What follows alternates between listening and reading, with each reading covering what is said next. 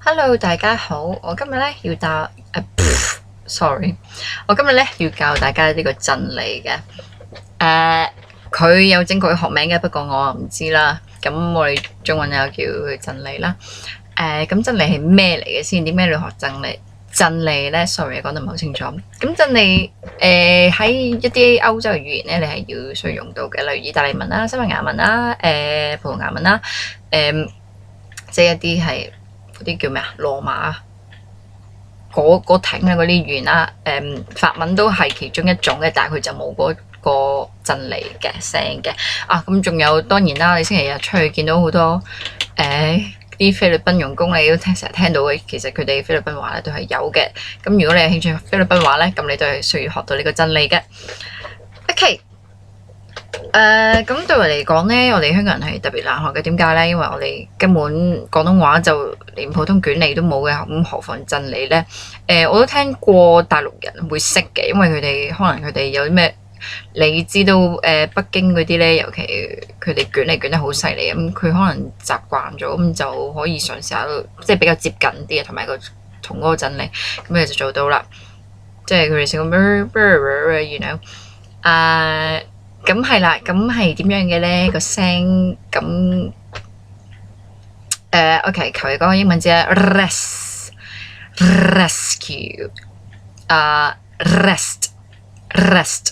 咁 something like that 啦。咁咧你見到我咧，整俾你睇先。你咁 video 睇得唔係好清楚啦，其實咧條脷咧喺呢度係極速咁樣震緊嘅。就係咁啦，咁要點先可以整到呢個效果呢？首先呢個係你排牙，咁咧呢度呢，有舊少少嘅肉突咗出嚟嘅，咁其實放喺呢度或者前少少冇乜所謂嘅，但係你記住咧，你條脷係要放鬆，你唔可以大力咁頂住佢嘅喎，咁你輕輕力咁掂住佢啦。跟住個原理係咩呢？係你嗰啲噴出嚟嘅氣呢，送出嚟嘅時候呢。你咁啲氣就穿過你牙齒同埋你個舌頭之間，咁咧帶動呢個舌頭嘅震動，咁就形成咗呢個真理啦。就係好啦，你吹氣，跟住咧就條脷就係咁震嘅咯。咁好多人誤會咗咧，你係要咁整條脷，其實唔係嘅，係啲氣整到你條脷喐，而唔係你自己條脷用力去整佢喐喎。咁要點練習咧？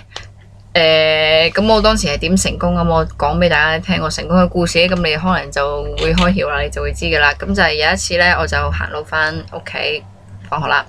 咁路途上咧，其實真係冇人嘅，嗰陣喺外國啦。咁我就嘗試整呢個嘢啦，叫呢個真理啦。咁我就係極大力咁吹，因為當你冇人啊嘛，你就唔會尷尬啦嘛。咁你就可以好放膽咁去吹，好大力咁吹。咁我真係有時又得喎，俾我吹喐咗喎。咁所以咧，我當時就係勁大力咁吹。今日你都試下啦，揾一個冇人環境試下勁大力咁吹下你條脷，睇下喐唔喐。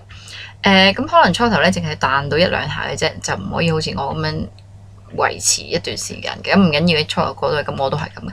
咁你耐咗，你先可以練習到呢個維持長嘅呢個真理啊。咁就係咁啦。我個少少分享到呢度啦，有咩問題呢？你可以留言俾我啦，會盡量解答你嘅。Thank you，bye。